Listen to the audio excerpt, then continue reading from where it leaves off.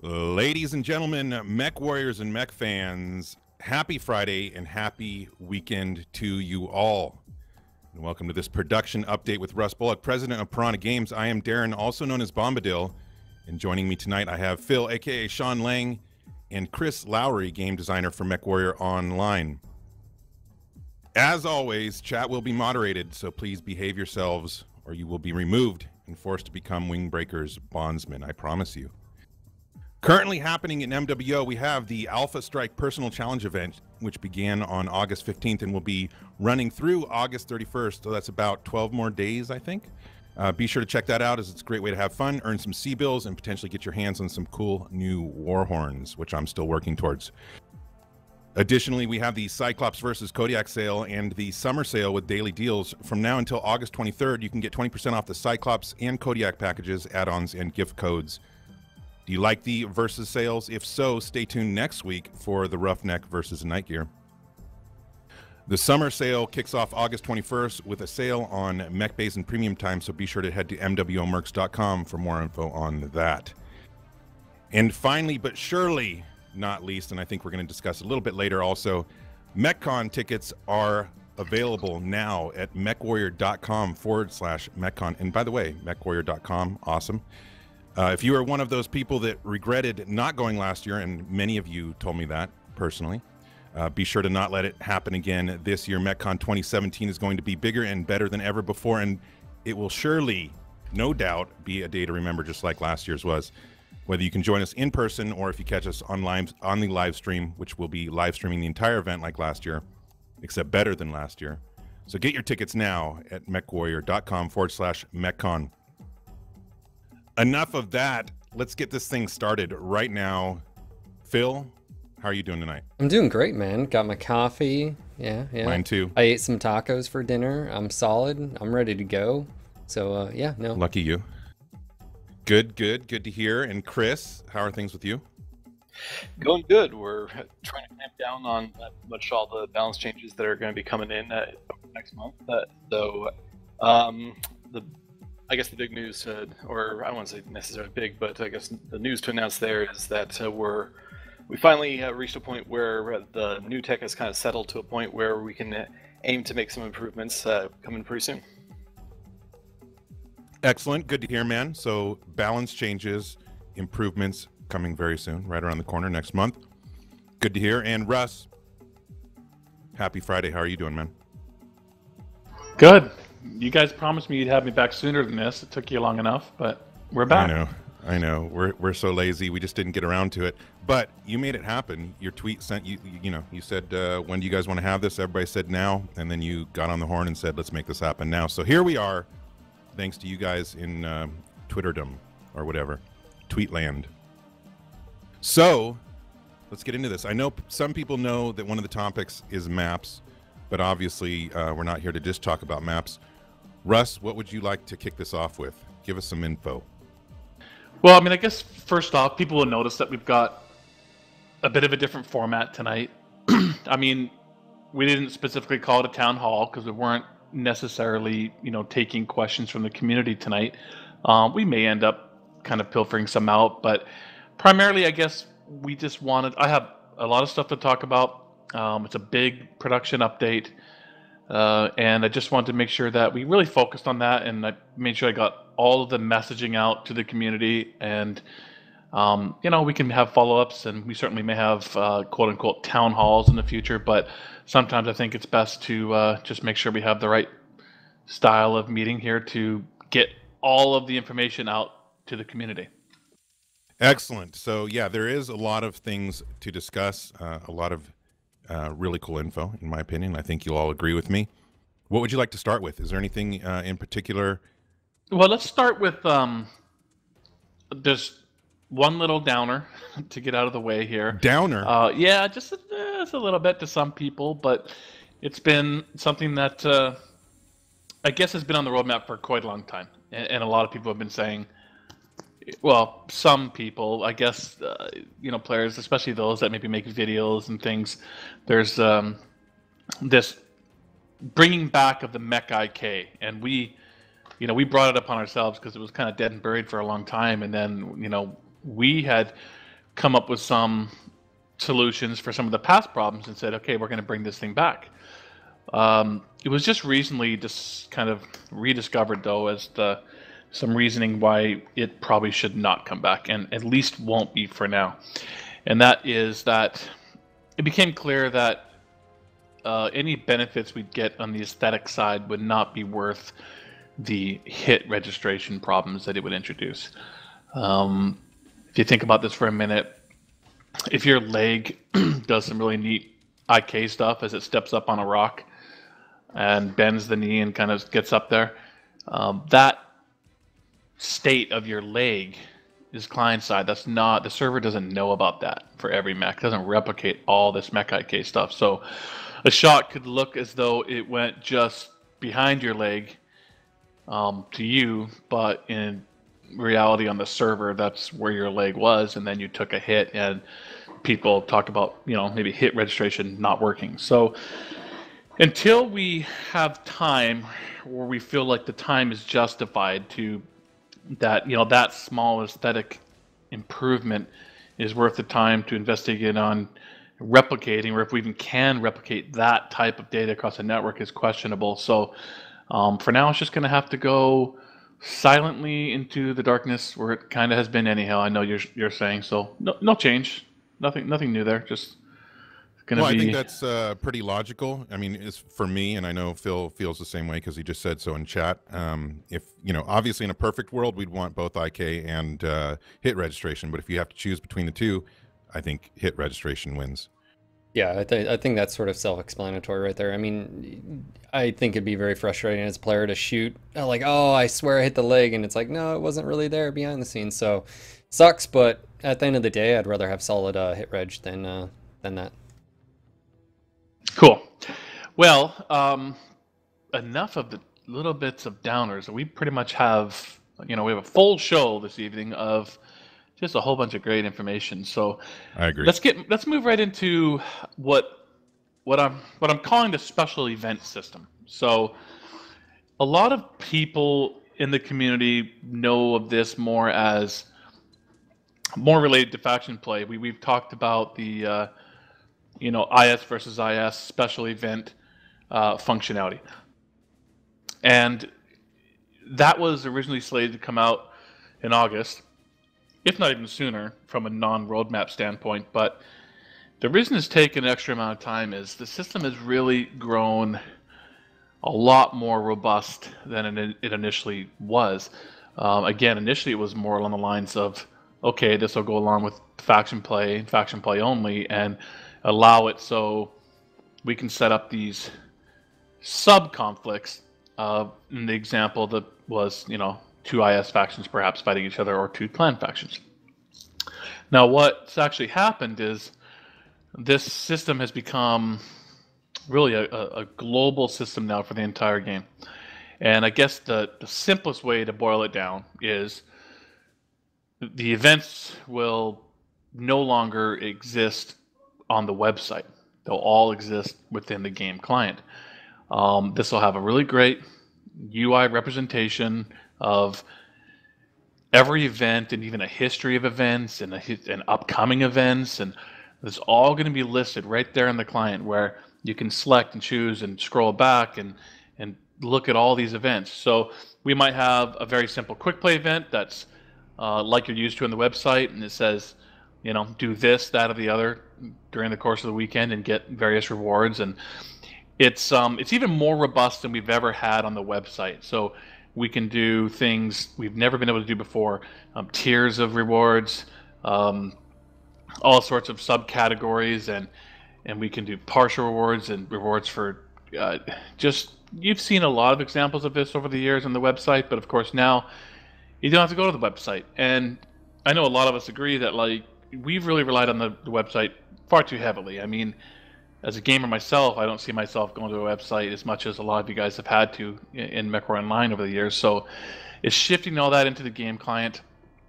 And so I've talked about quick play, absolutely. But of course, it's maybe where it's really going to shine is in faction play.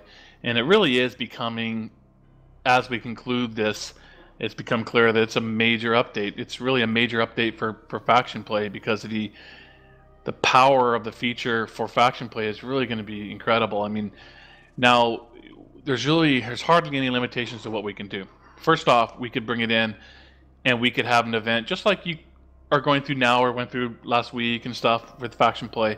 And what I mean by that is an event on the main conflict, the main clan IS conflict. But now we can put all the rewards and tiers of rewards in there. We can have different rewards for the winners, different rewards for the losers, all different categories and tiers, as I said. And it's all tracked right there in the UI with bars and unlocks and automatic, reward system. And then, of course, we can move that into, we can have an IS versus IS conflict alongside the main conflict, clan versus clan, even a sub clan versus IS, I suppose, if we wanted to. There's really not a lot of limitations. The system is really incredibly powerful.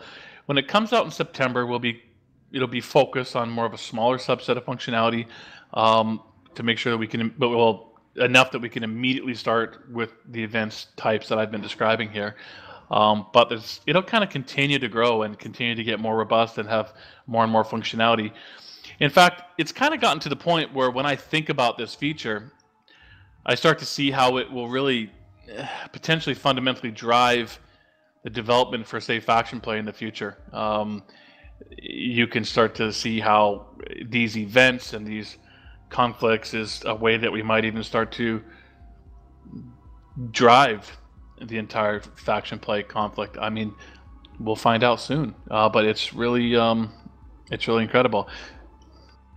Yeah, I mean, so basically what you're saying is the new event system's gonna have everything that we have currently online, but it's gonna be in the game client. But not only are we gonna have everything we already have, but it's gonna be more. And personally, excuse me, I'm super excited for this. I've talked to tons of people within the community that just, like you said, aren't the type of people that are gonna go visit a website daily, even weekly or whatever. Personally, I visit websites, the games I play all the time, but it's because I don't want to miss things, and that's what this is going to help. It's going to allow people that don't know that events are going on or whatever to see it in game, to easily see what the goals are, and I think it's going to be brilliant, something we've needed for a long time, and I'm excited to see it. And like you pointed out, specifically to faction warfare, I see people when we do the faction warfare events, all of a sudden we get, certain streamers that come around basically for faction warfare events, and YouTubers that are producing content and so forth. So I'm excited about that. I think it's just going to bring more people into the game and let them see what's going on a regular basis. So sounds like a very positive move to me. We did have a question in chat, Russ, and it was, are they reported live, like instantaneous? Like if you do an event, like it's like, I don't know, shoot Zeus leg or whatever, when you go back in, because there's a slight delay, I think, on the website as it reports. Is this all just internally live and boom, it pulls right from the stats?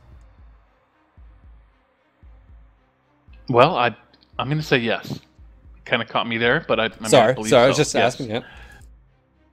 Yeah, no, I believe it does. Yes, I mean, I'll have to double check, but I mean, most of the time when it comes to the website, yeah, it's because the website has to pull things directly from the database, and the database communicates with the game client constantly, right? Unlike the website, which has to pull it every so often, and then we only dare pull it every so often just for the sake of the website. And this, you talk to the engineers, they can explain it better to me. But the game itself is in constant communication with the database. So I would guess that if there's any kind of delay, it'd be very small. But I'm guessing it's going to be instant. If you look at, the achievement system, things like that, it should feel very similar. It's just, you'll just should update right away.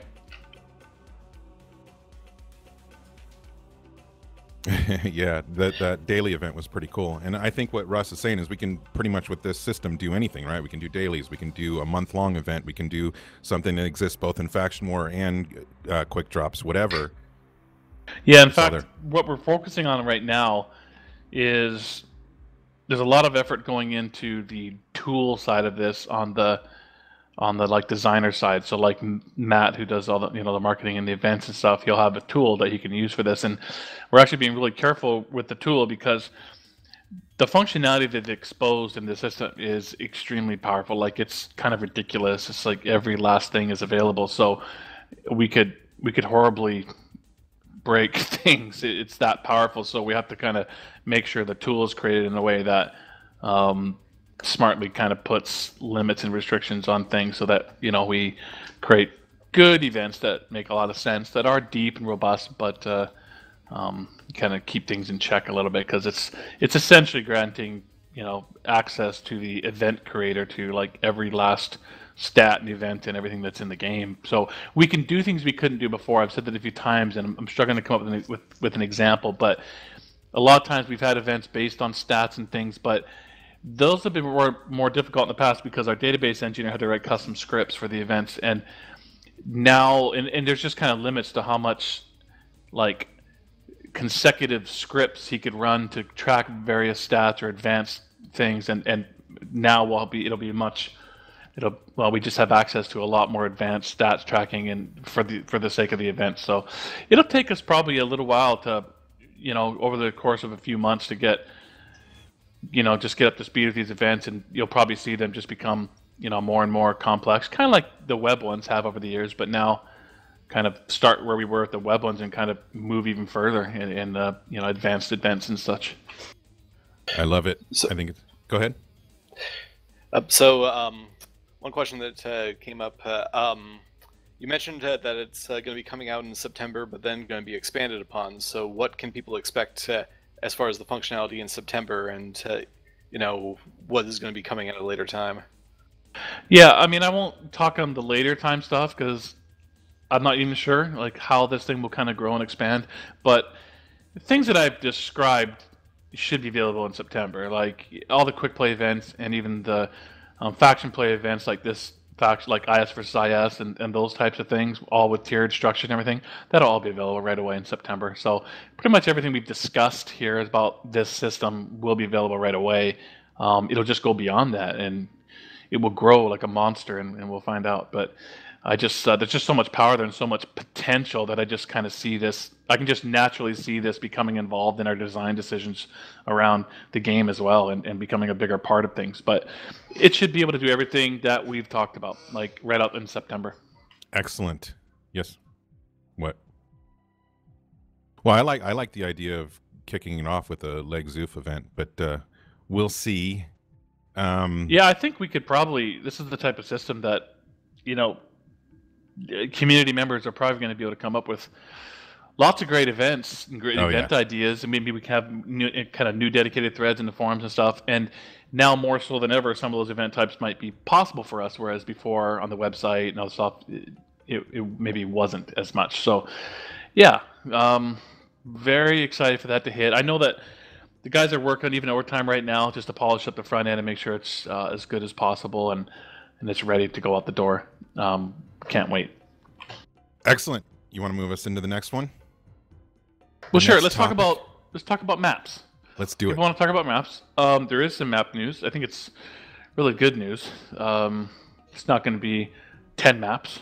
Like somebody was wishing. I just made him famous. So, yes, we have. Okay, so the first one's due in November. I know November isn't September or October, but there is a new map coming out in November.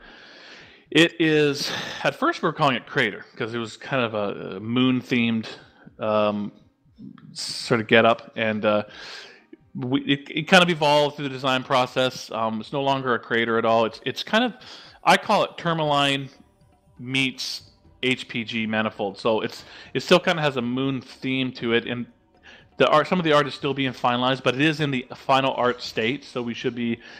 We've already been testing, had internal tests with this half a dozen times or more. It's actually fairly arted right now. It's going to go into the final art state over the next couple weeks, and then we should be testing pretty much a final version in September, and working it towards a November release. Again, as a reminder, for something to hit like a mid-November patch, it means it has to be like totally finalized by mid-October. So that gives you a little idea that we don't have as much time as maybe it sounds like. So that gives us, I guess it's about 2 months to totally finish it. And early reviews internally is that the people are excited about it. There's a couple people in particular that know the game very well, and They think it's going to be a very good map and very well received, and it's going to be a hit map. So I hope they're right. Sometimes we can correctly project these things, but ultimately you guys will be the judge when it gets out there. But there's been a lot of map work going on, so that you'll be playing obviously in November, so that's out before Metcon. Now, before you get into the next thing, sorry, I didn't mean to interrupt, but I wanted to ask, do we have any size projection on this map, or are we still too early to give us kind of like an idea? We're describing it as mid-sized, but I think I should probably describe that a little better because other people may have different views on that. But it's not huge. It's not Polar Highland size. It's not Canyon Network size. It's kind of in the middle. So for us, we think that, you know, our most popular maps, the ones that have really worked the best and the ones that have been voted on the most, and you know, we really this time I think we looked at the data, and you know, we looked at what are the maps that people are voting on, what do they like playing, and really that was guiding us this whole time. So cool. Mid-size would be what, and that River City, something like that. That somebody just pointed out. Maybe that. Which do you say? River City. Yeah, maybe. What's the which is the quick play one? Is it Grim Plexus or Grim Portico? It's Plexus, right? Plexus, the yeah. Quick play one. You know, I want to say in that range. Termline itself, but maybe Termline's probably a little bigger than this because Termline's fairly big. But yeah, I think just giving people the idea somewhere in there. Cool. I think it's the right size. All right. So before as I interrupted you, you're getting into the next part of this. Well, there is another map in development. It's in already in a fairly advanced gray block state. And it is a full-blown city map. So I can tell you that the direction I gave the team was full-blown city map. And skyscrapers, metropolis, city, like you may have to break the city up a little bit with the park here and there, but I want you to be careful about how much you break it up. I don't want to see huge sections like a la River City that isn't city. Like, sure, there could be a park here or whatever, but primarily this is going to be dense city environment. Every time they came to me and said, yeah, but like this, no, city, no, city, make it full-blown city, do it. So it's a technical challenge, but I feel like we're gonna get there. We're gonna figure it out. I could only give a very rough estimate on its release, but all I could tell you for sure is we will show it to you at Metcon. So, oh yeah, only those that come in person. There you go. It'll be broadcast, I'm sure, but you should probably be there anyhow. But, makes it more exciting. Yeah, you guys will get a look at that, get your first look at that at Metcon. So obviously it won't be, it'll be just in the new year. It's going to be in the January-February timeframe. Will we only see it at Metcon, or will we get to play it at Metcon? You will probably only get to see it at Metcon, but you never know. We're still, not everything is locked down. We try to be, but we're still pushing for as much. So you're saying maybe? No, well, I guess I'm not the question, the difficulty there would be, even if it was ready to be played at Metcon, it needs to have a place to be played. And right now, we've got the 1v1 stations and that kind of stuff, but not really just like. Well, you could walk out on stage and play it. That's true. I could. Maybe I'll do tradition. That. Anyway, I mean, I knew how chat was going to react the same way I reacted. We've all been wanting. I can't say we all, but many of us have been wanting exactly this for a long time, a full-on city. And I appreciate the fact that you kept saying no, stick to your guns, and make this a full-blown city. And I share in the excitement that we saw there in chat. The first thing. Well, and that's not even all the map work. So there has been more 1v1 Solaris style maps created. We'll get there. Right? Okay. Well, no.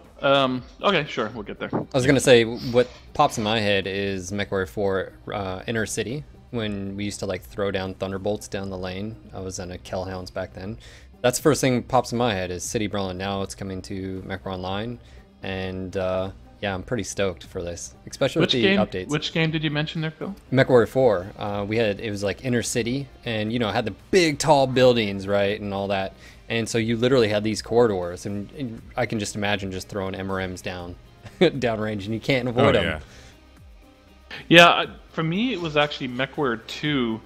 The city was obviously pretty basic, but still I remember some fairly simple kind of gray, like, high-rise type of buildings, using my summoner to get up on some of the mid-range ones and fight from up on top of the buildings and such. So, and that stuck with me too, even though obviously the fidelity of that was, really basic, and probably even a lot more basic than your Mech 4 memories.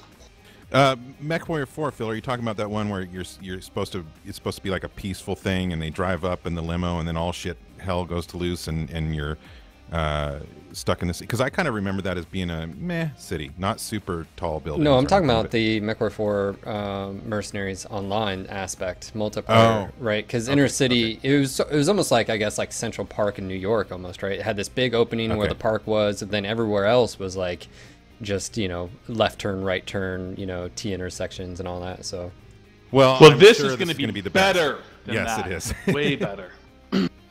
Yeah, well, that's awesome. So we got we're not calling it Crater, but that's originally what it was. Tourmaline meets HPG. It's got funny how city maps works. Yeah, like it internally in like the code base is the map will probably forever be referred to as Crater, but it will not end up being called Crater. Like, Dennis will come up with his fancy little names, and it'll be with something. So we'll let you know the name when we can. But there's a couple maps there, and there's some other map stuff in the works as well. So there's more maps that we'll get to shortly. But I think we're done with, as far as the main maps go, we're done with that. Let's move into this topic. Take it away, Russ. Okay, so for a while now, we've been hearing a lot about how perhaps quick play should be 8v8. And we've gotten to a point where we are, and there's some, we'll get into some other stuff here later in the show that'll also feed into this as to why. But I think we're at a point now where we are very amenable to shifting quick play to 8v8 and taking on that work and making it happen. I think just before we just push that button, we may have some sort of final poll just to make sure that we understand the temperature of the community as much as we think we do.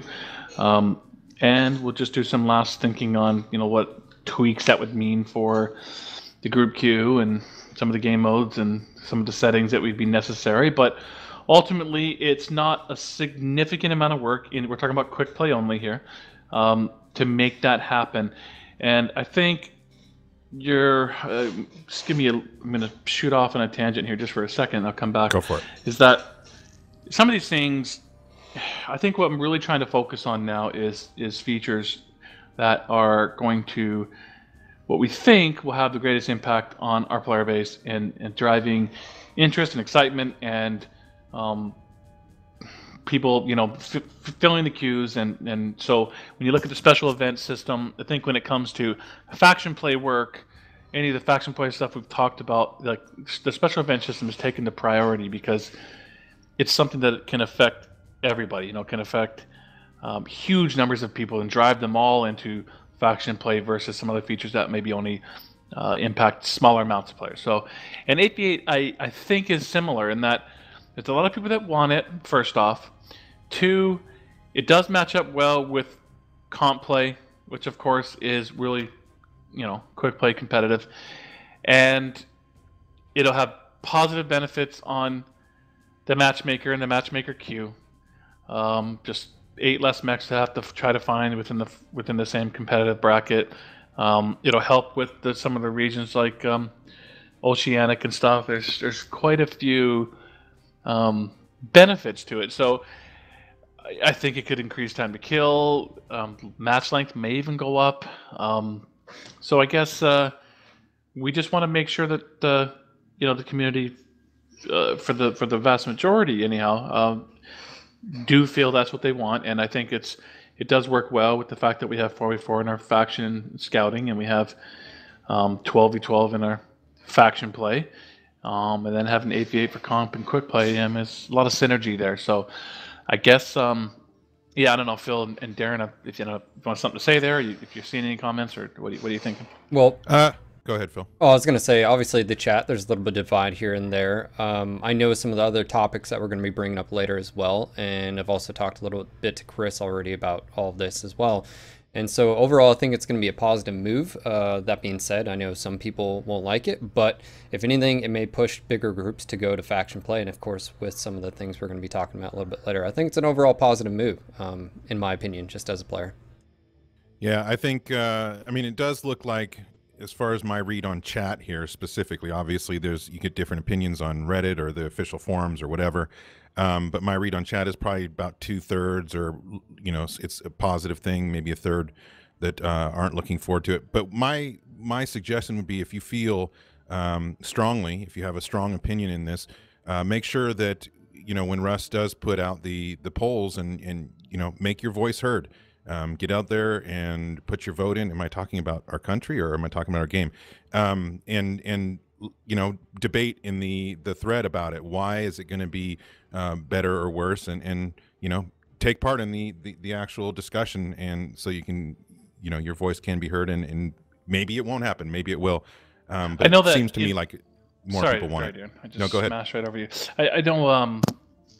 Even internally, some of the devs, they think that could be one of the most positive areas is maybe in the group queue, because a lot of the guys here even used to run an 8-man team internally, which just became more difficult when it got to 12. So 12 works well in faction play.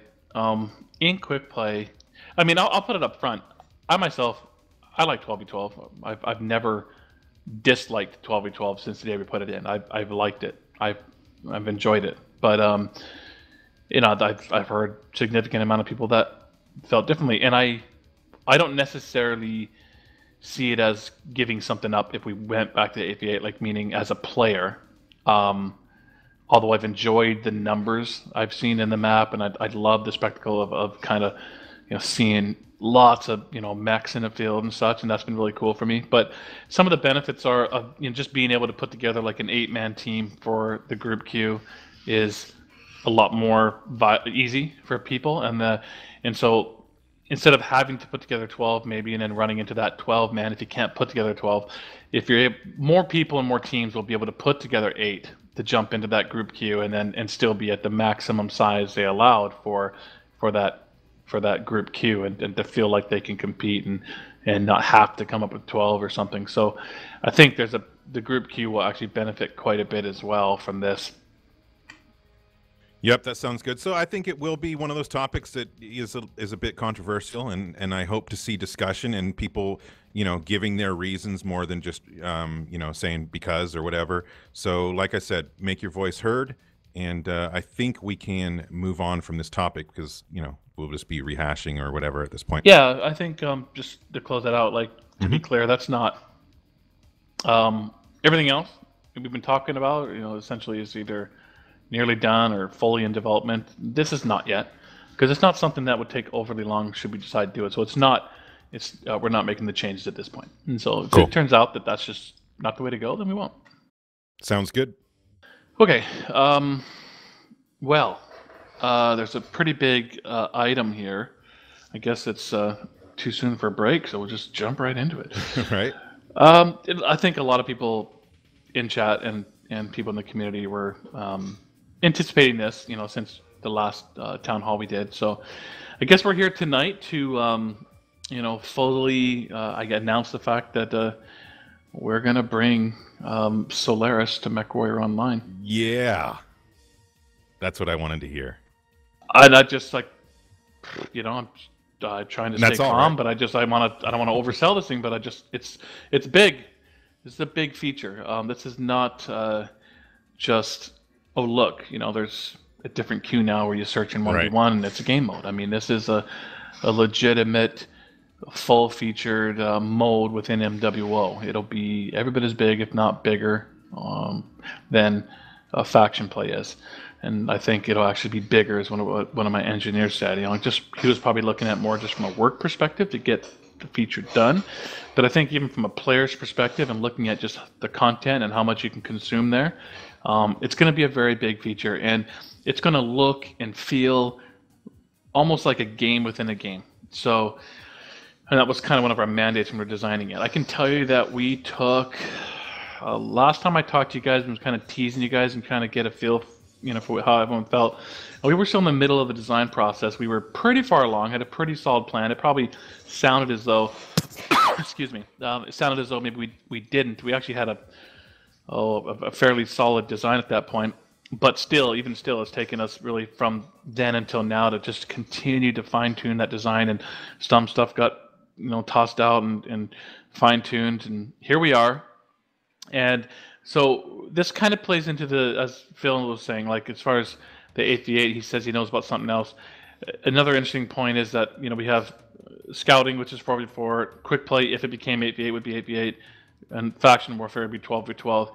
Solaris is designed to be 1v1 and 2v2. Now, there are very good, strong reasons for making Solaris those aspects. I'm very, very happy that, I think, and a lot of people will be too, that it ended up not being just 1v1. Oh yeah, that's huge. Yeah, 2v2 is great. So I'm glad we can have 2v2, but just understand that we really want Solaris to be very, unique and different from the rest of MWO, meaning I don't want to see MWO maps in Solaris. And so the Solaris maps we're creating were created for 1v1, and they'll work still really well for 2v2. They wouldn't work for group sizes bigger than that, which would create a totally different map problem, but also anything bigger than 2v2 will start to really break down when it comes to matchmaking in a Solaris style environment. So very excited though that we'll have 1v1 and 2v2. This will be definitely a very seasonal type of product. Solaris is essentially a sports league, and there's seasons of every sports. So for example, perhaps the seasons are around 3 months long. You as a player will be able to come into Solaris and to take on a patron who will then, work with you and get you in the game, so to speak, and you'll be able to fight in matches and to earn reputation points that you'll be able to move through the different tiers of the different divisions of fighting. So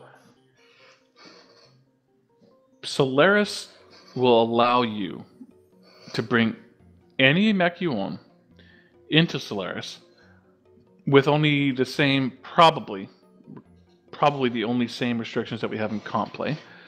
For the sake of fair competition, it'll just be it'll likely end up being the rule that we just stay away from the pure hard cash mechs. So, but otherwise, they're all available to come play. But what we're going to do, and trust me, this took months to conclude, to come down to this kind of design, and we worked with, obviously the core of this feature is the matchmaker. How will it work? How will you fight?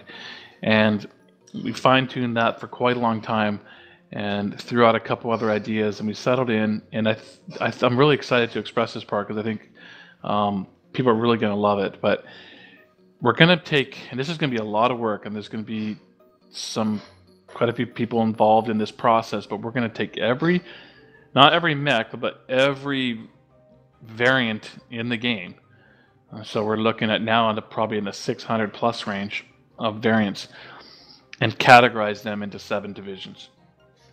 And I'll come back to one of the other topics on this subject in a minute, but once you have every single variant in the game separated into the 7 divisions, you've now got these 7 different leagues.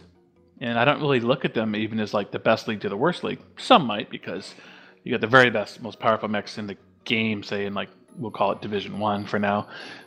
They may just end up with different names though, rather than numbers, because even in the Division 5 or whatever, you're going to have a great amount of crossover. You're going to have, say there's a division that has, whatever division has my beloved dragon in it. Well, you're going to probably see some of the strongest 50 tonners or potentially 55 tonners in that same division, perhaps even some of the weakest 65 tonners. We'll see how it works out, but there's going to be lots of variety within these divisions, and you won't just see oh look, there's the 20-ton division, there's the Locust versus the Locust again. No, there'll be some crossover, which I think is going to be wonderful. And these mechs, when we create these divisions, it's going to be obviously in the purest of min-max sense. I mean, you're going to look at that mech and you're going to say, okay, what's the absolute best way we know how to build that, and including the skill tree and everything, and say, okay, then that mech is going to be, that's a Division 2 mech, and we're going to do that for every mech. And so players will come in, and now what you have is essentially a reputation bar each season for each of the 7 different leagues. You'll be able to work your way up through Division 1 or 2 or 5 or 7 or all of them if you've got the time. It'll be like a reputation point grind through each one. But what's really great is as you come up in reputation inside of one of those divisions, you're going to move through these tiers there. Your patron will then continue to give you better and better contractual rewards as you move up. And also you'll start to pick up sponsors. The sponsors will start to feed into your reward structure even further. The sponsors kind of come on, I believe the sponsors come up with ELO. It's a little bit different from just the reputation climb. I think I forgot to mention that to you guys earlier, Darren, Phil, is Yes. that you'll be able to come up just purely with reputation. Like any player, as you just kind of work your way up, that's really a time investment type thing as you move and you're able to win and get your reputation points and move up. But obviously ELO, or leaderboard status, is going to be completely dependent on how well you're performing, and as your ELO goes up, then you'll pick up different sponsors and more sponsors, and also your place on the leaderboards. So I should say that whether you're playing 1v1 or playing 2v2, the patron reputation sponsor structure is the same. It's shared. It's just about you, the pilot. The leaderboards, though, of course, are separate. You'll have essentially all 7 divisions for 1v1, all 7 divisions for 2v2. And in order to play 2v2, it's a simple process like group queue. Just be in a group of 2. There's no registering a team or anything like that. That's just way too complex, and trying to keep your 2 guys on and try to track a team and all that kind of stuff. No, it's just about getting a group of 2 and jump in, fight a 2v2 match. ELO matching, and I guess it's really important to say that we'll be following suit with comp in that we really feel strongly because we're adding some more matchmaker buckets to MWO. It's really important that we don't have some kind of a search wait time system. It'll be a similar system to comp where there'll be a countdown clock, and for the sake of example, we'll say it's a 3-minute clock. And when that clock hits 0, it's going to match everybody in the queue. And it's going to match as close as it possibly can, ELO to ELO, and go.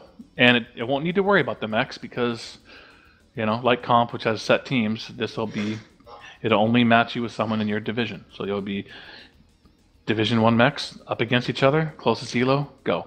And so everyone will go, except the odd number person might wait till the next 3 minutes and it'll be in priority. So that way we really have no waiting, but it'll do its very best it possibly can to match up based on ELO. A group queue will behave the same way, but you use the highest ELO player. And the way that your ELO adjusts after a victory will also be dependent on the highest ELO players, so that there won't be this ability for high ELO players to level up a really low level player with them, because the low level player in that situation just really won't climb very fast. So that's a little more complex. We'll give up the finer details later. But let me see. Public spectator mode. So this system is it's a live system, so there's no scheduled matchmaking aspect to it. It's running in real time as the clock goes. So, but what we will have is the system will be able to create a list of what we call premium matches. So perhaps it says, oh great, look at this, I got a high ELO player, like whatever, I'll pick a number, 3,000 player, and there's another one, and they got matched together. So that could be a really great match.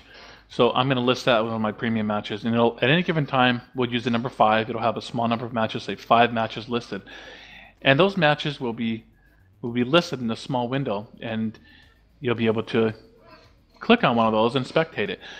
Now there'll be some limitations. We are not creating a full replay system, I'm sad to say, but unfortunately it's not really possible at this time with CryEngine 3. But I think hopefully we'll be able to overcome that by allowing. Since normally we have 12v12 matches and a number of spectators and broadcasters, and it's our hope that we'll be able to allow at least, say, 30, maybe more, 30, 40, 50, we really don't know for sure, Holy! to be able to connect up to one of these matches. So if we have 5 matches there, and if 30 can go in each one, you might have upwards of 150 players being able to just spectate. man. So that'll be really great. You can imagine just saying, "Oh, look at this match. It's so and so versus so and so." Like people you know that are really good players in the community. Click, jump in, start spectating, and get to watch that match. Oh, that is crazy. First of all, when Solaris was first brought up, I knew it was the plan was 1v1, and I did not expect it to go beyond that, even though I had wishful thinking. The whole 2v2 aspect to me is huge. I think it's, of course 1v1 will be great because you'll be able to say that person is the best mech warrior in that whatever the value system is that you come up with. But 2v2, just being able to play with a friend and do that kind of thing together, I think just adds a ton of value to Solaris and certainly excites me a lot more for it. And you said, basically seasonal. You're not giving a definitive answer, but somewhere maybe around 3 months long. Stables, patrons, sponsors, leaderboards, divisions, that huge spectator mode. I was not expecting that at all. I was thinking like how, you're going to have to be the lucky 2 people that get in to spectate a match. That's insane. I love the sound of that. Now, there's a couple things that chat is bringing up over and over again, which is we have the Steiner Coliseum map, obviously. Are there any new maps for Solaris in the works? Yeah. So we've essentially completed 2 more. So the good news there is at Metcon, you'll be able to see them. So at Metcon, we have the 1v1 stations. We call them the Solaris stations, but obviously it's not now that we actually have a real Solaris feature in development, it's not Solaris, but, for fun at the Metcon, we call it the Solaris, 1v1 stations. And last year they had the one Steiner Coliseum map. This year they'll have also the Jungle one and the Boreal Reach. So Nice. They have, I think the Jungle one actually is a name. Each one's themed after a faction, right? So the guys are all on top of this, and they, so there's a minimum of, they'll have all 3 at Metcon. I believe Solaris will ship with more than 3. I'm almost positive of that. I think there's 5 or 6 total official ones. So I don't know if we'll get all of them in day one, but there'll be a minimum of 3. 3 was important because there'll be the vote screen. I believe. That's not like locked down. We'll see how that works, but there's a probable case for having a vote screen. But again, I'm not committing to that part yet. Maybe there'll be some other way to do it more fairly or something. I don't know, but minimum of 3, and I would bet that there'd probably be more than that. Maybe even 1 to 2 All more. 5? Yeah, I don't know for sure. Could be. The 2 that aren't listed would be the Factory and Ishiyama, and pardon my pronunciation if I'm not getting it right, but it's Boreal Reach, the Factory, Ishiyama, and the Jungle and Steiner Coliseum. So yeah, so at least 3 of the 5, if not all 5. Right.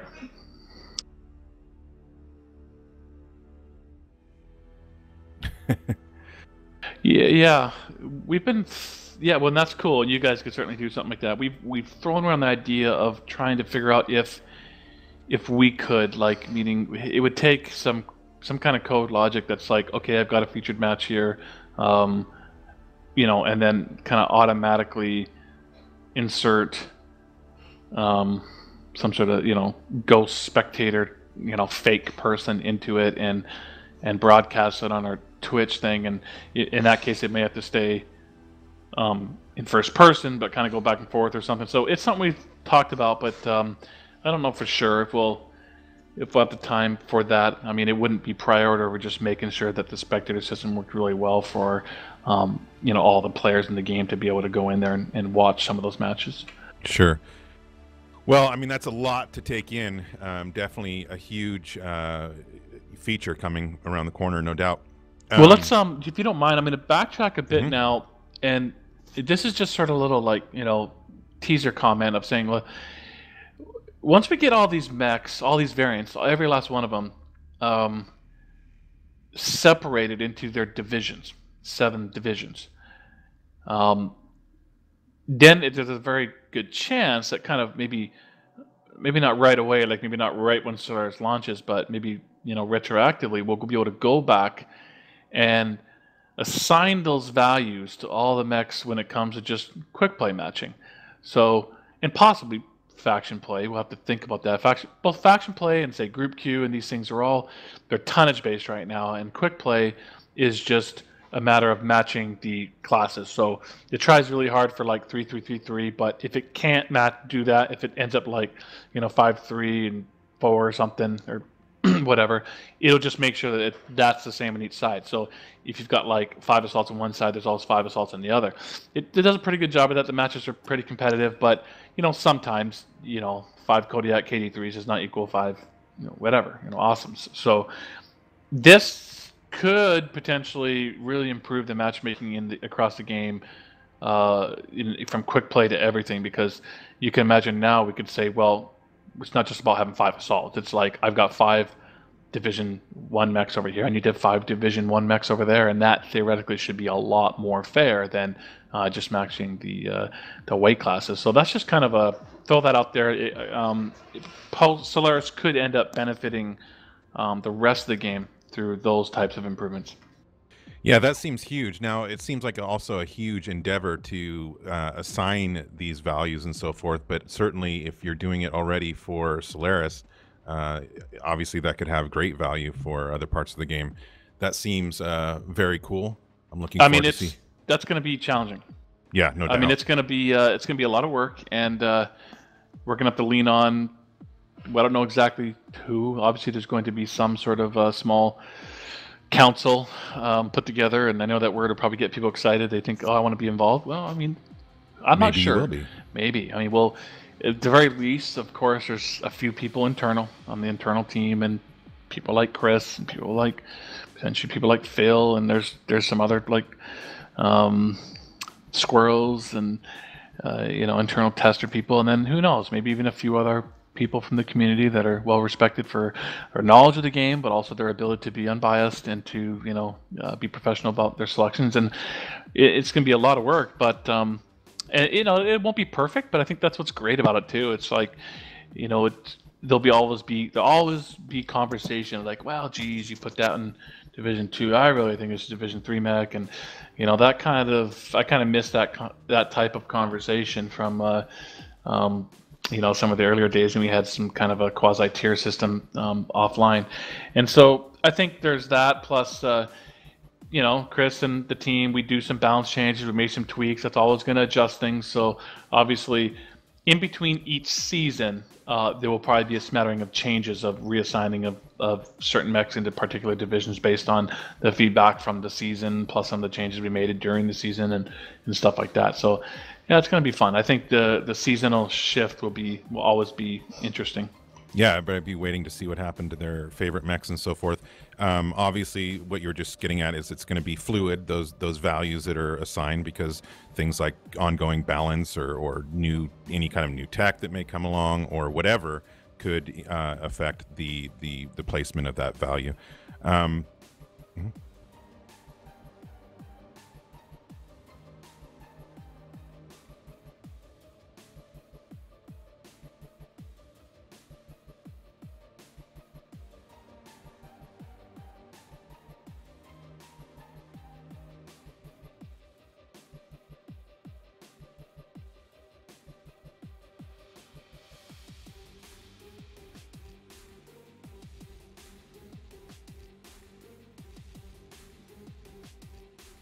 Hold on. Some kind of sound problem. Not hearing anything.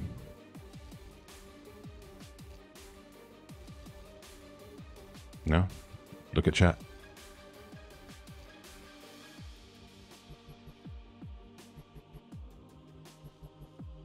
No audio. Are we back, guys? They have you. They don't have me. Okay, so they're not hearing you for some reason. Sorry, guys, just 1 second. But can they hear me? Can you hear Russ? All right, they got me. They got me again. Hello. No, they're good, guys. Sorry, my mic was muted for whatever reason. I had to screw it up. Right. What I was going for was shame. Yeah, I know, right? Everything was fine until Phil was talking. I didn't push to talking. It just wasn't. So what I was saying was before is the group queue and what you were just talking about. Whereas once mechs were in their division, sort of leans on as well as the reward system that you were talking about, to where now mechs can be taken out that maybe don't get played all the time because it's very difficult going up against, like, if you're in a 40, 45 versus a 50 or 60, and now, you can do a reward system on a weekend basis or a weekday basis or just a, hey, quick thing. So I feel like it all sort of revolves around each other and it would be nice and smooth. So anyways, I actually really like the idea, albeit it's a lot of work to do, but I also see it in a nice challenge. You brought up possibly getting some players out there with some skill and knowledge and some, bipartisan, and to help out. So I'm sure we'll keep our eyes and ears out open for that. Lots of potential, no doubt. Russ, did you have anything more Solaris specific? Because I did have one last Solaris question I wanted to get to before we moved on. There's a couple other items, but I think we'll talk about them as separate items, and I'll just refer back to Solaris as to how they might relate. All right. So, as I predicted many times in chat, I saw this one question come up in terms of Solaris, and so I don't know if it's something you've considered, but now that Solaris is official, or it will be official. Oh, did we mention the window, the release time on this? It's obviously not going to be like a launch by Metcon, so it'll be sometime after Metcon. Yeah. So first off, again, another reason why you should all be at Metcon. This is the first time that people will see it, not play it, but I mean, you'll be playing the 1v1 stations, obviously, but we'll definitely have, on our stage moment, there will be a big, definitely have some sort of video update, first signs and images of the Solaris feature. Other than that, I don't have a release date right now, but yeah, it'll be post Metcon. Okay, so soon as possible after Metcon. But that question was brought up, but that's not the question. Well, I guess what I should say a little more, just to be clear. It's not. Go for it. We're not looking at like slipping into, late next year or anything like that. I would say definitely first half of 2018, and I would like to say, more in that March, April time frame. So I don't think you would have any chance at like January, February, but I think, okay, fine. March was my target. I wanted to aim for March. So we'll got a date out. I'm going to push hard for that. That's the key for me. But right. You know how things go. Could be a little bit later than that, but I want to say right in that March, April time frame. So hopefully that sounds pretty good. I think that's been a lot of times at Metcon we've shown our big faction play updates. They've usually slipped into a time frame right in there, and I think this would be similar. Awesome. All right. So totally looking forward to that. But now here's the big question, the one that many of you out there have been asking for a long time. Now that Solaris is going to be official in MWO, any chance to get the great, the one and only Duncan Fisher involved? Well, we absolutely foresaw that question. We've talked about it in our design meetings, and I am completely open to having a conversation with Duncan and seeing if we can figure it out. All right, George, if you're listening, make sure you check your phone every once in a while. Anyway, that's awesome news. Of course, Solaris and George, Duncan Ledoux go together. It's all one big happy family. So now let's move on. You have more topics. Well, actually, we've been going a little bit over an hour here. Do you want to take a break before we get into the remainder of the topics, or do you want to just bang these out? Up to you. Why don't we cruise through? We've had people on the line for an hour, so let's finish it up. Let's keep going. Let's hang in there for them. Let's stick it out. All right, let's do it. So, I think this has been kind of floating around for quite a while now. Another one of those ideas and things. So, it's not. Although it's not going to be exclusive to Solaris. It really is. I think we can credit Solaris for finally pushing this to the forefront and having us develop it, because it really does speak of Solaris. Solaris is very much about personality. It's about Yenlo Wang. It's about these mechs that really, it's almost intimidation. It's not even. It's intimidation. It's not even. In some ways, it's not even about the pilot. It's about the mech. Right? The mech is a star. The mech has a name, and it's special.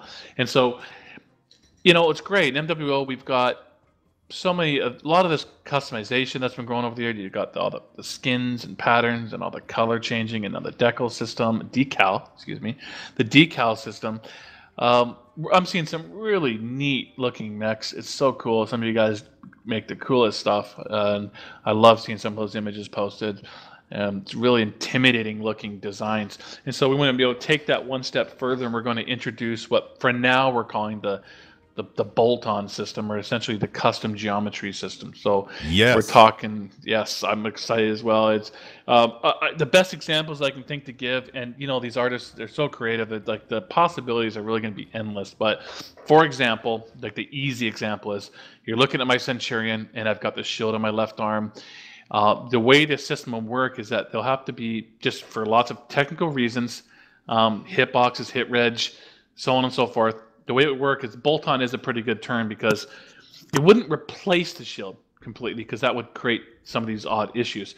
It'll bolt pieces on. So if you wanted it to look more like a some sort of diamond-shaped shield, or maybe like kite shield or something, then you would kind of snap on to the existing shield, maybe some extra pieces to create that shape, or it could even cover up the other stuff. It would almost be like a mask. Like if you're putting on a mask, you would like be putting a mask on the shield where it would like create this totally new look. But ultimately, the existing geometry of the mech that creates the hitbox and hit reg and all that kind of stuff is underneath. And so once that shield gets shot, these things would be created to really kind of blow off right away. But they'll never be able to like transfer damage to your mech or anything. They're really just aesthetic only, and they can be blown off to see the true shape of the mech. But so you can imagine the Centurion with the shield bolt on that looks really different and unique.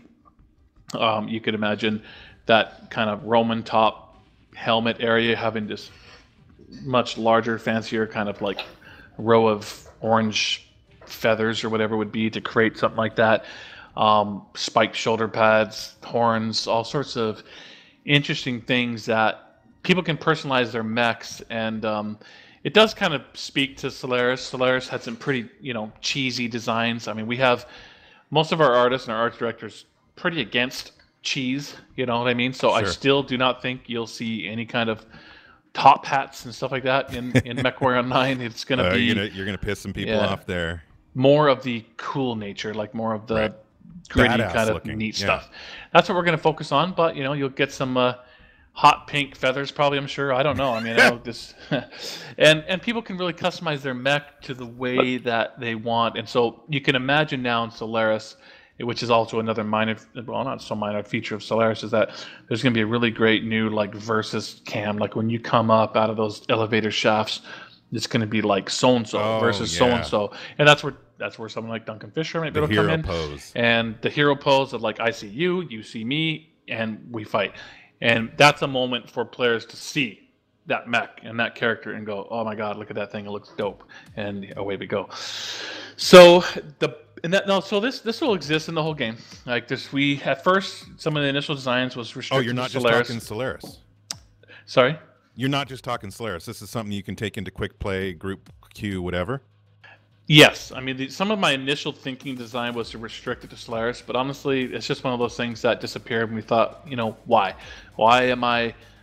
First off, the complexity of trying to like hide it in the mech lab if you're not going into Solaris or from your mech select screen, and all this is just really whack. But people are like, well, why? I mean, why would you restrict someone from, going into quick play, for example, and showing someone just the coolest looking, like baddest looking setup on their mech possible, and then everyone's just going to see that and say, wow, cool, I want that too. And how do you get it? Well, you're going to be able to get them, and this is kind of leading into our next subject around the supply caches, but you're going to be able to, just like decals, etc., you're going to be able to go in and just buy some of these, but there is going to be some of them, maybe even a decent amount of them, that are going to be only available in Solaris.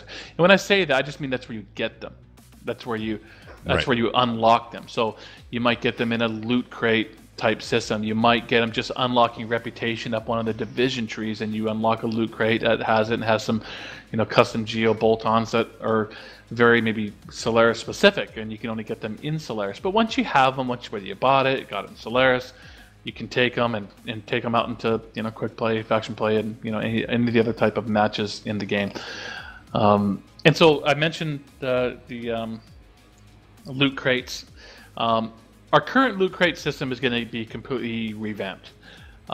It's been okay, but it hasn't been as interesting as we'd like. And essentially, we have what's a little closer, more of a Counter-Strike system, where you get this loot crate, and then there's a number of things in there, and you randomly get one of those items in there. We're essentially just going to, like, no shame, pretty much just copy Overwatch's system, where we are going to. There's essentially the crates themselves have the rarity assigned to them, and then but once you get the crate, you get everything inside the crate. And so it'll be essentially this notion of like buying the keys, I believe, disappears. You just end up buying the crates, a la Overwatch or whatever. So complete revamping of the crate system, and then obviously a complete refreshing of the content within the crates, and then there'll be specific Solaris crates that are only available over there. So there's all that. What do you think about that?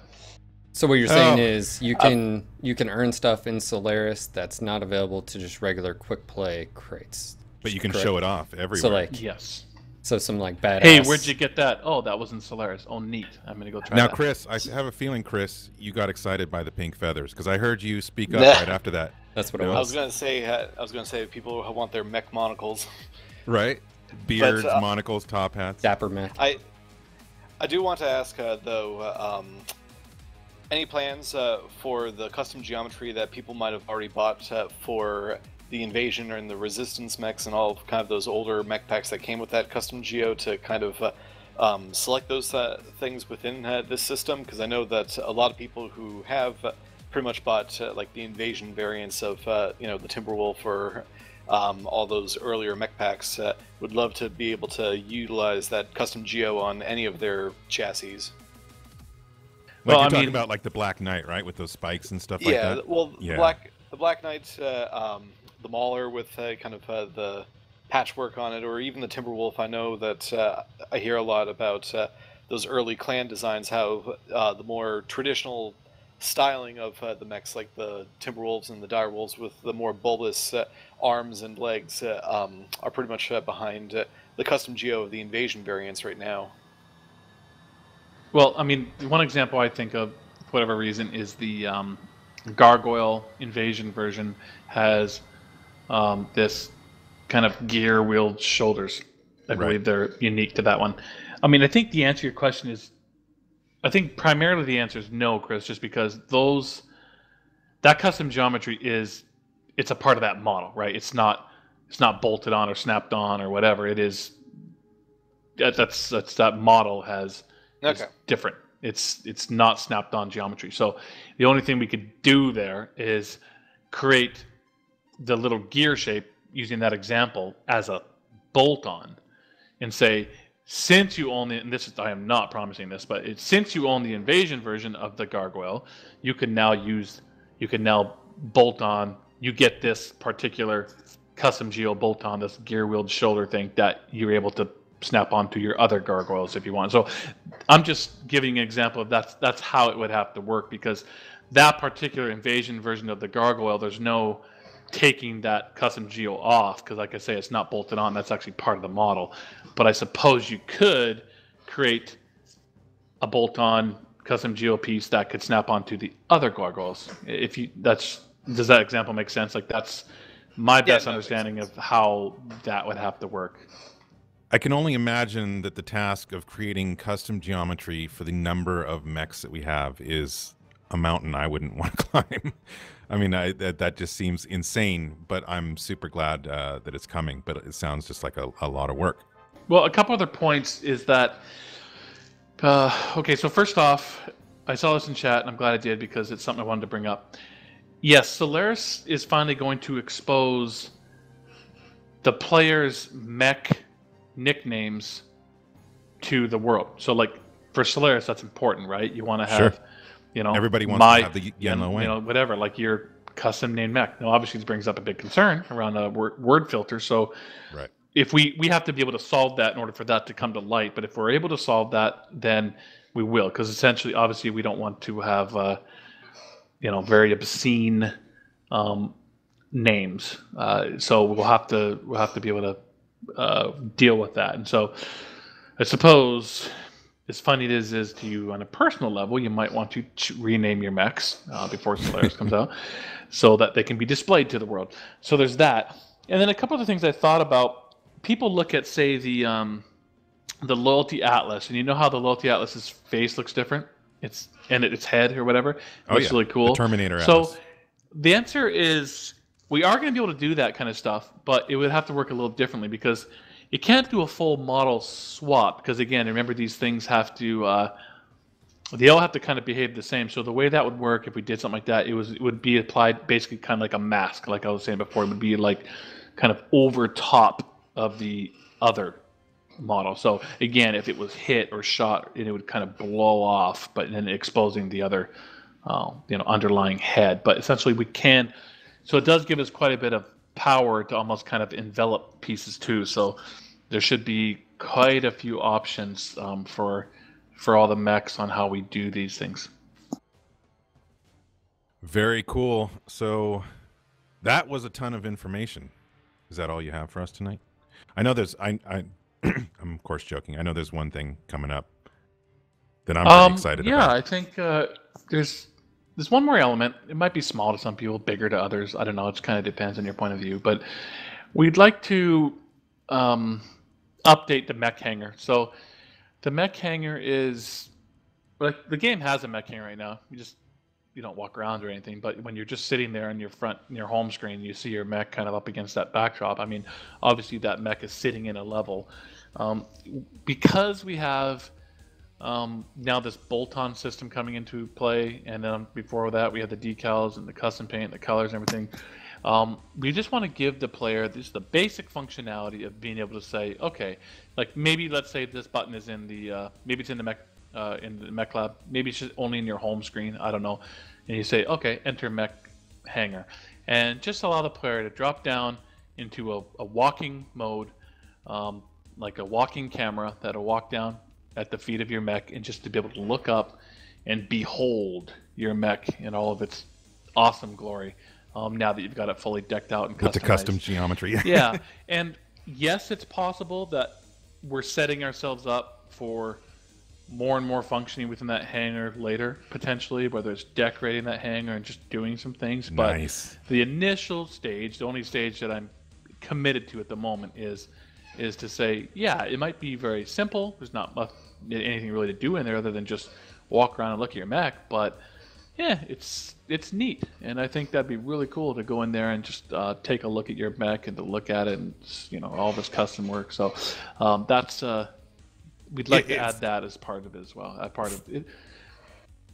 For an idea, so people can wrap their head around what we're talking about. Even though we're not talking identical, what you're talking about is something like the intro to the MechWarrior 5 trailer, right? Where you come up, and I'm not saying there's going to be any similarities between the two at all, but you're going to be down on infantry level, first-person view, the size of your mech's foot or whatever mech you have, looking up, looking around your mech bay. Again, not identical to that, but that same idea, right? Yeah, that's basically it. You're right. Spot on. Phil? Awesome. I like it. And I also like it just for content creators, just to be able to, you can screen capture really cool, get a nice, I don't know, especially with the new custom geo, maybe you just take a picture for your YouTube videos or whatever. I don't know. That's the first thing pops in. And also just be able to walk around. I dig it, so. Mech porn, what's not to love? It adds, again, it's the scale. What I like about it is it's going to add the sense of scale, and just, again, reinforce Russ, how big these things are. Are you going to have different platforms so I can get to different heights to look at my mech? Well, that's a wonderful question. We'll talk about all of that stuff. If you want to just talk about, like, fun ideas, it's a multiplayer game after all, so there's nothing technically impossible about connecting to someone else's mech hangar and checking out their mech. These are just things that we think about. Like if one day we say, okay, cool, there's a shelf right there, and all of your hanging cockpit items and standing cockpit items are going to be on that shelf, or decorating it, faction banners and flags, and then me going to my friends list and saying collect to Hangar, and it's not like we're going to see each other. We're not going to get into some complex character model game where you're like talking to each other, but Right. you'd be in his mech hangar looking at all of his crap and looking up at his awesome mech. And so those are things that we could do. For now, again, I'm just committed to, I want to be able to go down to first person view and stare at my awesome mech. Oh yeah, people are already calling it. I'm going to be spending hours in my mech bay staring up at my Warhammer. Proton was just like walking around the mech. That's the one thing I've been waiting for ages. So you're making his day. And speaking of like Proton, when we were talking about Solaris earlier, I was like, well, I guess I know who we're going to be watching. We shall see. That's the first thing popped in my mind was, Proton, 1v1s. Oh my, oh me. All right, so that is a lot of stuff. I mean, I can. Yeah, let me say a few more bits. All right. It just. I'm not going to get in your way. Yeah, no, I just. Boy, there's just. I'm gonna. When we're done, I'm gonna remember a few more things I wanted to say. But. Sure. Yeah, there's. There also is just a lot of work going on right now, and we've bug fixing and polishing, and we've got engineers actually looking at the public issue tracker that the community has been putting together, and there's some really good things in there. So, I think, as you can imagine. We have the August release was kind of light. September release with the special events thing is going to be great.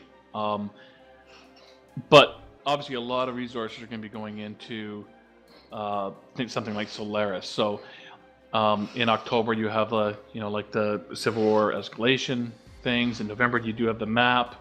But primarily what you're going to see, which is also I think really great, and I think there's a lot of people in the chat that really agree with this, is that even though the major features work is going to feel a little bit lighter post the special event system. As we work on Solaris, I think we'll see a great increase in the amount of nagging bugs, polish items, just lots of just improvements, kind of filling up the patch notes and filling up the the game over the course of the next few months. So I think there's probably as many people as excited about that as anything we talked about. It's always good when we find time to kind of really crush through those lists and stuff. Absolutely, man. All right. We did mention that we were going to... Well, first of all, this is a lot of stuff that we covered. And usually about this time, we might be talking about a roadmap. Do we have any roadmap on the horizon that may cover some of this stuff that we discussed tonight? Yes, sir. The roadmap is done. It's ready for release. I just told Alex, I said, don't release it until I'm done because I want all the glory. But essentially, he'll I'm not sure if he may even post it tonight, but you'll see it very soon. It'll be a 3-month roadmap. It'll have awesome. September, October, and November. And yeah. So, I mean, that's all I have to say. I mean, it's 7:24, we could take a couple questions for 5 minutes if it's related to the subjects of tonight. Sure. I don't know. Yeah, I'll really quickly rehash what we went over. We did talk about the new special event system that's coming up, 2 new maps, plus more with the Solaris feature that'll be coming out next year. We talked about the possibility of quick play going down to 8v8 and potentially an upcoming vote on that. Of course, the Solaris feature, which is now 1v1 and 2v2 with all kinds of extra details in that. I can't get into them all. The bolt-ons or the custom geometry, the reworking of the supply cache, basically to be like Overwatch if you play that, something similar to that. The mech hangar, first-person view, so you can walk around and, oh man, just bask in the glory of your mech. I do have a question that I think gets popped up with Solaris. People are asking. Betting, it's classic in obviously Solaris. Are we going to have some type of betting or some type of system for matches? Or are you looking into that? I mean, I'd love to. We've tried, and we haven't given up yet, but essentially, as you guys all know, it's extremely complex just from a legal gambling standpoint that you'd think, well, just C-bills. Well, you can buy C-bills bundles with MC, which is bought with real money. So unfortunately, even that is sort of not a cut and dry. And so there's a lot of challenges that come in. Well, you just bet this, and you could just have players bet their own C-bills with each other, and then that becomes like a C-bill transfer method, essentially. So is a challenging problem. I would love to see it. I'd love to see people course. go to the public spectator mode. We even talked about designs like, well, okay, so I see a match with your buddy Proton and someone else. Like, oh, that looks neat.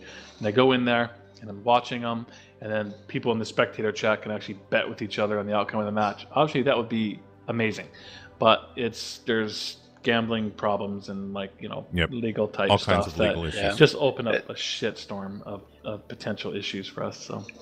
Yeah, and speaking as someone who actually ran into the same problems in the previous job I took up before, joining you guys, everything like that, the one thing I would remind everyone is that gambling laws in everyone's country of origin and state of origin are always different. So we can't really rely on any singular, place being okay with it to really count on just the global system, that it would work for everyone.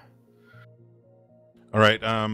Somebody wants to know, let's see, this is Super Funktron. In relation to the special event system, is there any way to consider faction-specific mech-based events? Is that something you were saying it was going to be more robust? Could you do events around faction-specific mechs?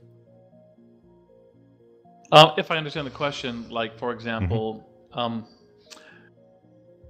I think you could, but I don't think we could restrict, meaning I don't think we can ever have a design where we say, I know you bought that mech with money, but you can't use it in this match. So, but what we could do is say, well, if your house allow and if you use a Vindicator, then here's an extra set of tiers of rewards. That would be cool. We could do that, but I couldn't tell the Kodiak or the Davian guy that he can't play his, or actually restrict his mechs. I don't believe, but yeah, we could do faction-specific rewards. I believe. I hope I'm not talking out of turn here, but I think it's very feasible for us to be able to say, essentially, did you use a Vindicator and did you get these kills, and to add that up and have tiers of rewards, and then give that way you could give each of the factions a very specific faction flavor if they happen to use mechs that are equated to their faction.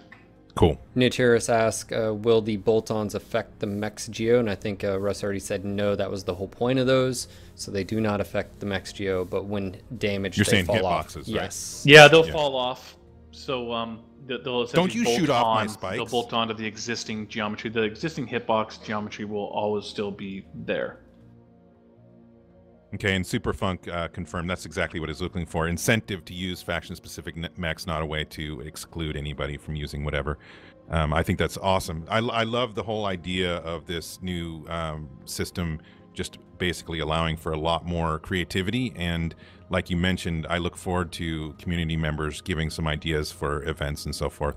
I think there's a lot of good ideas out there. I saw a really good question in chat. Someone said, if all the mechs for Solaris are going to be tiered, in the 7 divisions, then why exclude the MC mechs?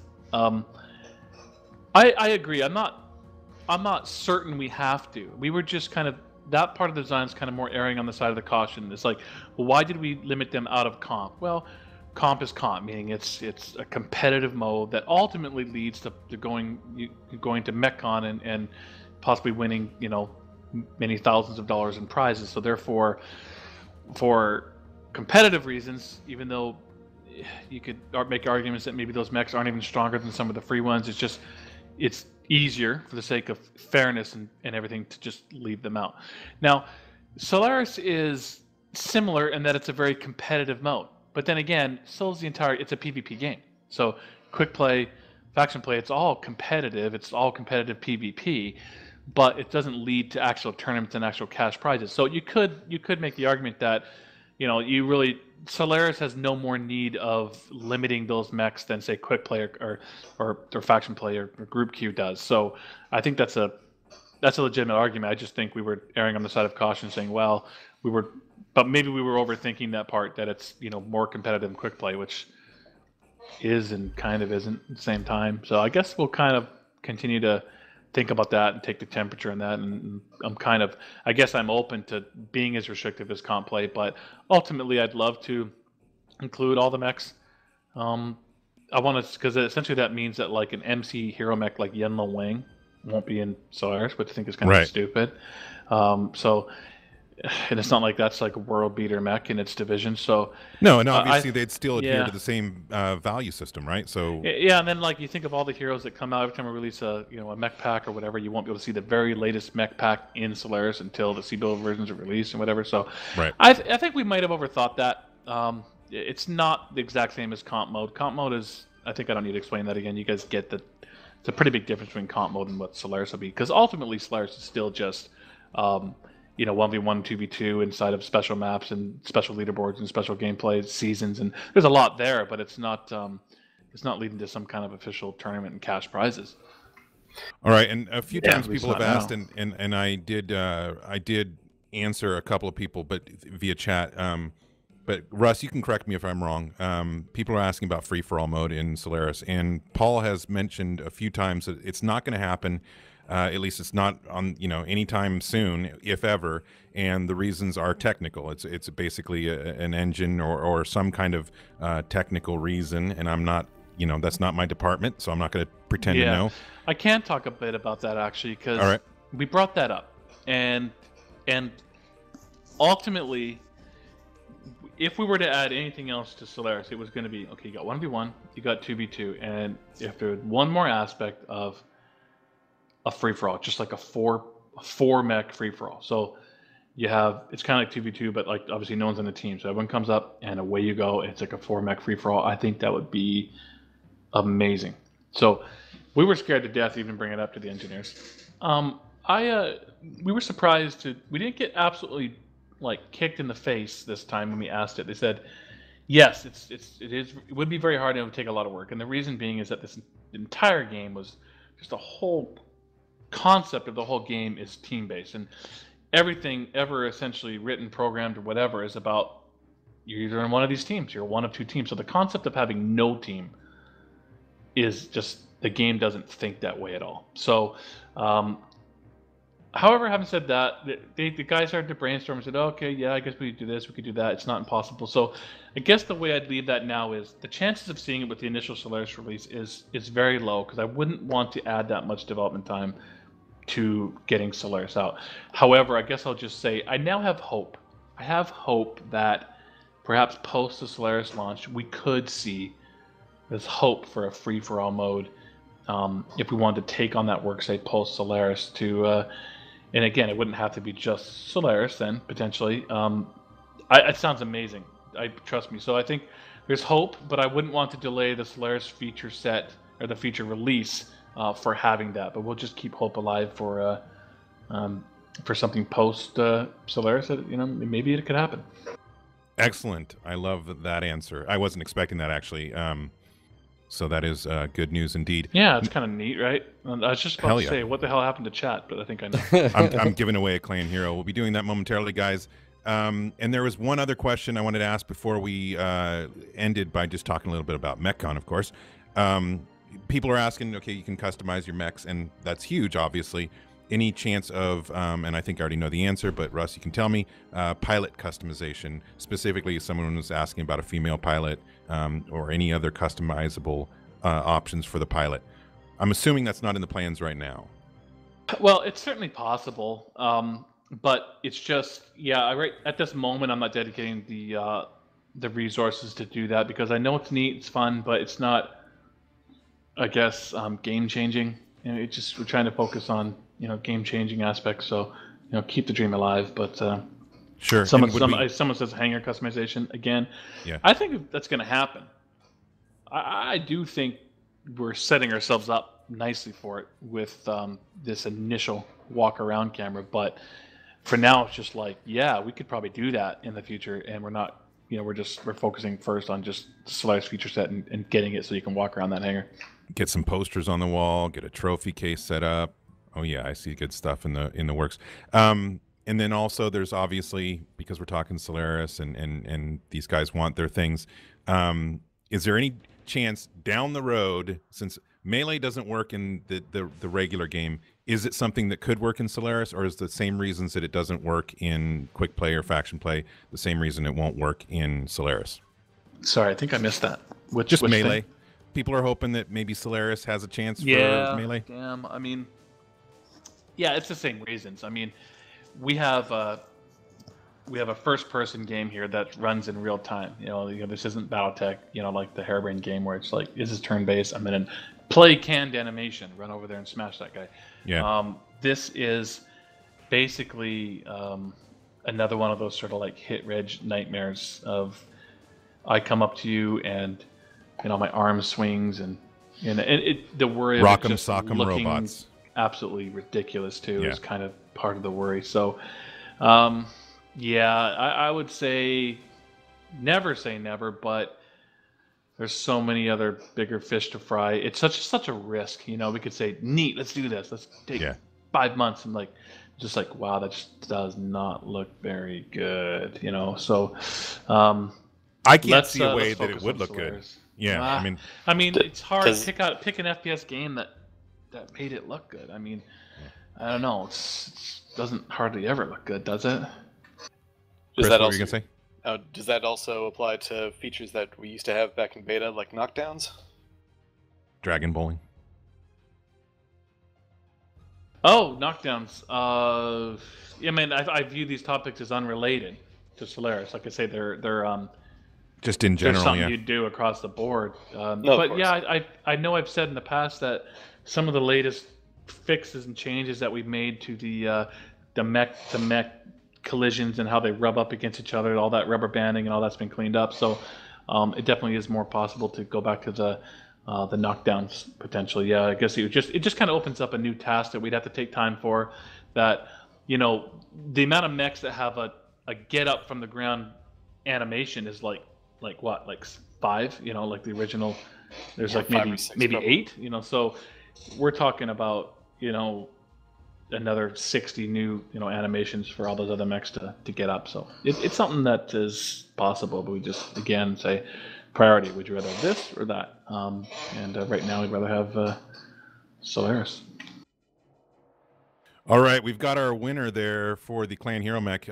Be sure to get back to me. Let me know that you're here, and I'll get you sorted. Now, Russ, tons of awesome news today, and I will go over it again at the end of this, just real quick. But before we head out of here for the night, let's talk about Metcon, if you don't mind, just for a couple minutes. Obviously, Yes. Metcon's right around the corner. Yeah, well, I mean, it's coming up. It's coming up quickly. Yes, it is. I'd love to have as many people there as we can get. I mean, in summary, we're going to see, okay, so first off, there's going to be a lot of great people there, a lot of great people from our community. Last year was so much fun.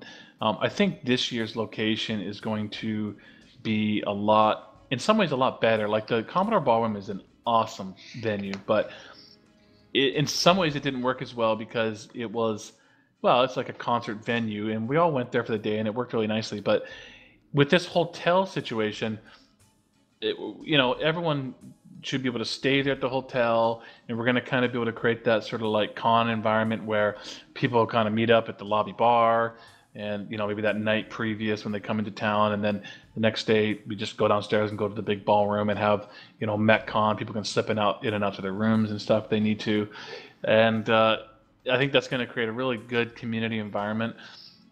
And then, of course, I mean, just the awesome things that are going to be there. You're going to be able to see, you're going to be able to play for the first time ever, and the public's going to be able to play MechWarrior 5. We didn't even talk about MechWarrior 5, and I guess I should take a minute to say that I hope that's a sign to everybody here that showed up tonight that we are completely dedicated to MWO. I mean, any kind of thoughts of like, oh wow, they're done with MWO, they're moving on to MechWarrior 5. I mean, I think you guys should feel really good about that right now. MechWarrior Online is still a major initiative and a major focus. So, but talking about MechWarrior 5, it's going to be there. You're going to be able to play it. I'm so excited about that. The game is a dream come true for me. I'm trying to create my dream MechWarrior Mercenaries product, and type of freedom of movement and control over your actions and your mercenary unit was really be unprecedented. I mean, nothing like this. You've never played anything like this before, and it's a dream come true for me to work on that game, so I'd come and play it.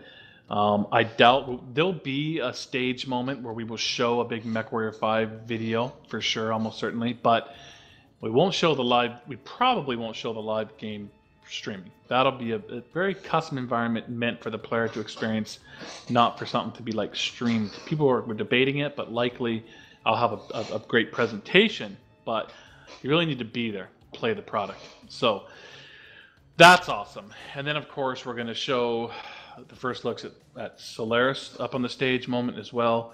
We'll probably have stuff to show. That includes like things like the bolt-ons and those systems, probably the hangar environment. So all that's going to be seen. There's the new 1v1 maps in the Solaris play area. Come play those. The Q&As and the autograph signings and all that kind of stuff. We will also, of course, there's the tournament. We'll have our 3 teams there again, and people will be competing for the cash prize. We've made some changes to the comp structure this year, hoping that we'll have an even more competitive environment there between the 3 teams. I hope the Aussies can come again if you're listening. They were awesome, so much fun.